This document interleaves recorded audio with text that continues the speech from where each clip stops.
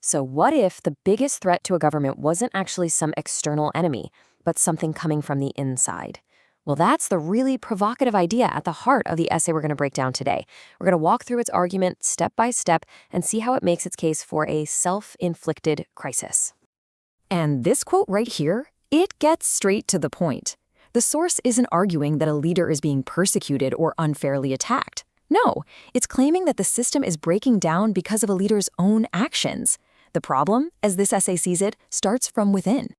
Okay, so how exactly does this self-destruction work? The essay kicks things off by identifying what it calls a reactionary pattern, basically a predictable, knee-jerk response to any kind of criticism or oversight. According to the essay, this whole thing follows a pretty predictable three-step cycle. First, some form of criticism pops up, but instead of a debate or a discussion, the response is to immediately lash out and escalate things. The source claims this pattern just consistently turns what should be a simple disagreement into all-out war against anyone seen as an opponent. And this war, according to the source, isn't against some foreign adversary. The targets are the core pillars of democracy itself. The essay argues that institutions like the courts, a free press, and even professional civil servants are all reframed as enemies, all for just doing their jobs. And this is a really crucial point the author makes. This constant lashing out, this reactive posture, the essay argues we shouldn't mistake that for strength or being a decisive leader. It's presented as a fundamental sign of instability, right at the very top. So, what are the effects of that instability? Well, the essay argues that it starts by poisoning the administration from the inside out. This slide just lays it out so clearly. The essay argues that the number one requirement for serving in the administration completely shifts. It stops being about competence, your expertise, your ability to actually do the job well. Instead, it becomes all about absolute personal loyalty to the leader, above everything else. And, as you can imagine, the source argues this shift has some pretty severe consequences. Expertise suddenly becomes a liability. Giving independent advice is seen as a threat. And the result? You get this revolving door of advisors, and the only ones left are the yes men. The essay's conclusion here is stark.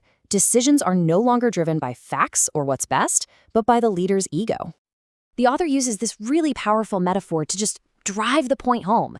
The argument is that a government doesn't need some big external force to collapse. It can just decay from the inside when impulsive, emotional reactions take the place of actual, functional governance. So the problem starts in that inner circle, but the essay argues it definitely doesn't stop there. From there, it expands, leading to the paralysis of the entire governmental system. This visual, wow, it really captures the essay's point. It argues that the government's focus gets completely hijacked. The actual work, making policy, serving the public, that gets pushed to the side. It becomes just a tiny fraction of what the government is actually spending its time and energy on. And then this paralysis creates all these ripple effects. The essay claims that our international allies start to lose trust, because how can you rely on a government that seems so unpredictable? Domestically, federal agencies get scared to act, worried they might get publicly attacked by their own boss.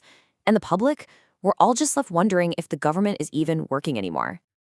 And this all brings us to what is probably the essay's most serious claim. The argument shifts from just dysfunction and paralysis to a fundamental long-term threat to the very principles of democracy itself. So to really get this next point, we have to talk about something called democratic norms. These aren't laws written down anywhere. They're more like the unwritten rules of the game. Things like showing restraint, treating your opponents as legitimate rivals and not enemies, and, this is a big one, accepting when you lose an election. The source argues these norms are being actively taken apart. So the crucial point the essay makes is that this isn't just about disagreeing with a court ruling or news story. It's about rejecting the fundamental democratic idea that a leader can be challenged in the first place, that there are limits on power, and that accountability is a feature of the system, not a bug. And here is where the essay points to the real long-term danger. When a leader constantly paints democratic institutions as the enemy, it does more than just harm their own term in office. The essay argues it actually teaches their followers to distrust the whole system, creating a political movement that starts to see democracy itself as the real obstacle. The end result of all this, the essay warns, is a deep and lasting fracture in society. When people stop trusting core institutions, when we can't even agree on basic facts anymore, well, then governing itself becomes nearly impossible, and it doesn't matter who's in charge. So, finally, the essay turns to the question of legacy. After laying all of this out, it offers its final judgment on this entire pattern of behavior.